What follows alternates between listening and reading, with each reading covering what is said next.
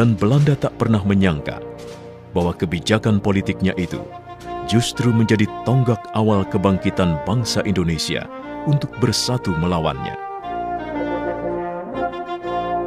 Pada masa itu, untuk keperluan pendidikan, pemerintah Hindia Belanda bahkan mendirikan gedung-gedung sekolah. Salah satunya Gedung Stovia yang ada di Batavia, sebutan Jakarta masa itu. Banyak pemuda Indonesia yang memanfaatkan kesempatan ini untuk menempuh pendidikan. Sehingga lahirlah pelajar-pelajar, bahkan mahasiswa, baik di dalam negeri maupun di luar negeri. Banyaknya pemuda Indonesia yang mendapatkan pola pendidikan Barat justru membuka pikiran mereka akan kemerdekaan. Buah dari pemikiran itu, Sutomo mendirikan sebuah organisasi pemuda bernama Budi Utomo pada 20 Mei 1908 yang kemudian diperingati sebagai Hari Kebangkitan Nasional.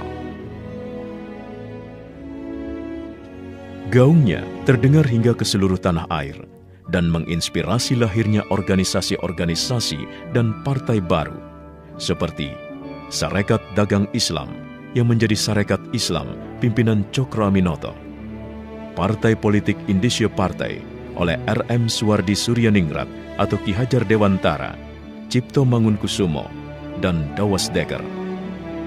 Tri Koro Darmo yang diprakarsai oleh Satiman Wiryo Sanjoyo yang kemudian berubah nama menjadi Yong Yava.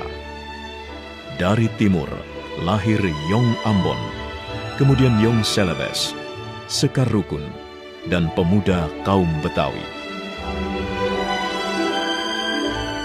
Sementara itu, tokoh Perhimpunan Indonesia di negeri Belanda juga tak ketinggalan membuat pergerakan.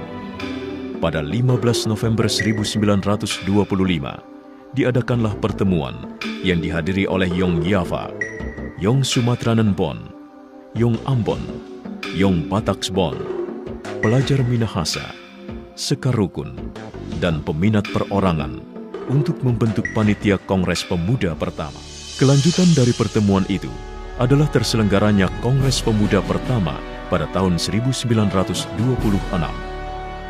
Dalam kongres ini diusulkan untuk mengadakan fusi atau peleburan di antara begitu banyak organisasi pemuda di tanah air untuk menyatukan visi.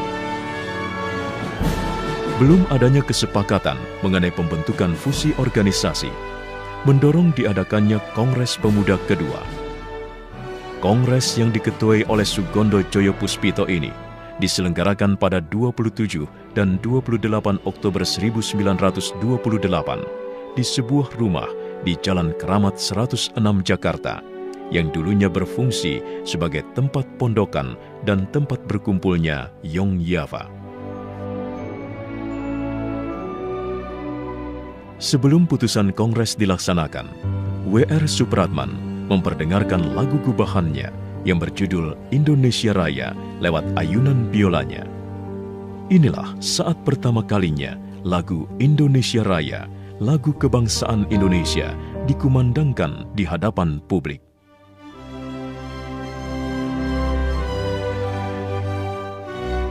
Seluruh peserta kongres yang hadir tampak terpukau dan tersihir dengan alunan biola W.R. Supratman serta lagu Indonesia Raya yang begitu agung. Tibalah akhirnya pada pembacaan hasil putusan Kongres Pemuda kedua. Hari itu, 28 Oktober 1928, seluruh organisasi pemuda melebur dalam satu wadah bernama Indonesia Muda.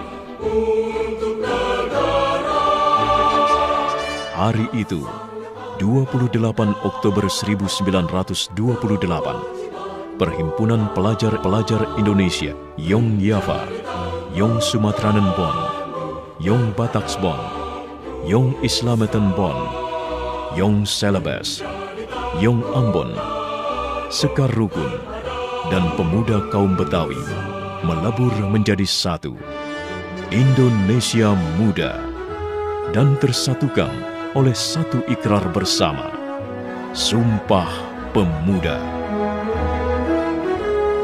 Pertama, kami putra dan putri Indonesia mengaku bertumpah darah yang satu, tanah Indonesia.